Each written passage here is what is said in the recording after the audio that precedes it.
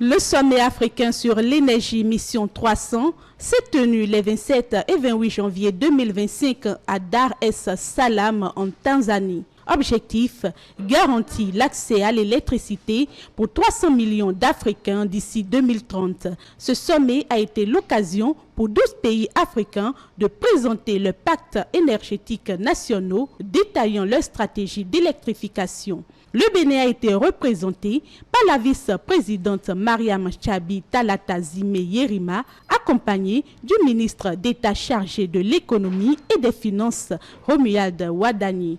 Les partenaires mondiaux, dont la Banque mondiale et la Banque africaine de développement, ont annoncé un financement de 50 milliards de dollars pour soutenir les efforts d'électrification du continent. L'un des moments forts du sommet a été l'intervention de la présidente de la Tanzanie, Samia Suluhu Hassan, qui a insisté sur l'urgence d'investir dans des sources d'énergie propres et durables. Elle a plaidé pour une coopération renforcée entre les États africains et les institutions financières. 300 millions aujourd'hui d'Africains manquent d'énergie. Cela représente 3% de ce déficit énergétique mondial. Le taux d'électrification en Asie du Sud-Est a atteint 96,5% en 2019, alors qu'en Afrique aujourd'hui, ce taux est moins de 50%. Par ailleurs, pour avoir un accès universel, il faut se battre d'ici 2030. Lorsque l'on voit le taux d'électrification en Afrique, sans intervention collective, d'ici 2030, il y aura 540 millions de personnes qui n'auront pas encore accès à l'électricité. La vice-présidente du Bénin, Mariam Tchabi Talata Zime Yerima, dans son intervention, a rappelé les réformes énergétiques engagées par son pays depuis 2016. Elle a notamment précisé que le taux de couverture électrique du Bénin s'élève aujourd'hui à 69% en milieu urbain et 36% en milieu rural grâce à des projets d'interconnexion et de diversification énergétique. Il y a que nous disposons déjà d'une politique nationale de développement des énergies renouvelables. Nous avons un code de l'électricité, nous avons une stratégie nationale d'électrification, nous avons un cadre réglementaire en réseau pour faciliter l'accès à l'électricité aux zones rurales.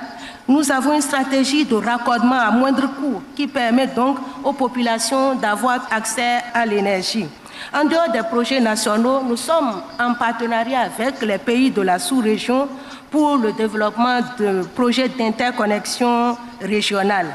Nous avons facilité le cadre du marché de l'énergie en revoyant notre code des investissements, la loi sur les zones économiques, la loi portant développement des petites et moyennes entreprises. Nous sommes une destination vraiment sûre.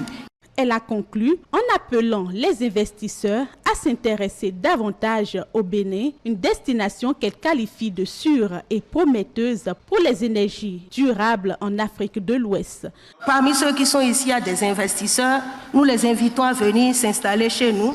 Le climat leur est favorable, les réformes sont vraiment en cours et nous sommes, en ce qui concerne les investissements, un pays aujourd'hui sûr. Tenez par exemple au Bénin, en 1 ou 2 journées, vous pouvez créer votre entreprise au Bénin.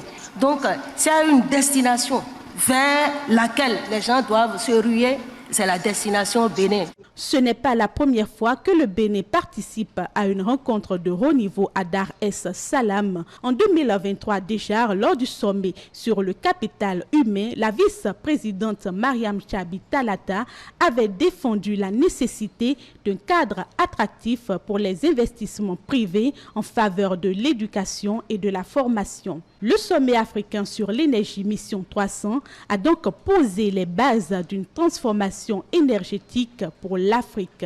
Reste à traduire ces engagements financiers et politiques en actions concrètes pour que d'ici 2030, l'électricité cesse d'être un luxe pour des millions d'Africains.